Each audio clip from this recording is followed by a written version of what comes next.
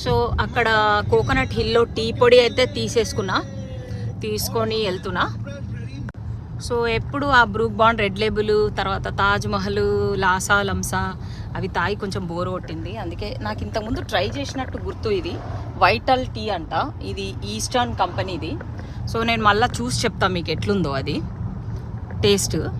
Next time comment పెడతా, comment బాక్స్లో చూడండి ఒకవేళ ఈ టీ టేస్ట్ ఎట్లా ఉందో చూడాలి అంటే. సో యా, కిటికీ అయితే కొంచెం తీసుకున్నాం. వేడి టీ తాగుతుంటే చెమటలు వస్తున్నాయి. సో దీనికి $8, ట్యాక్స్ కూడా ఏమీ వేయలేదు.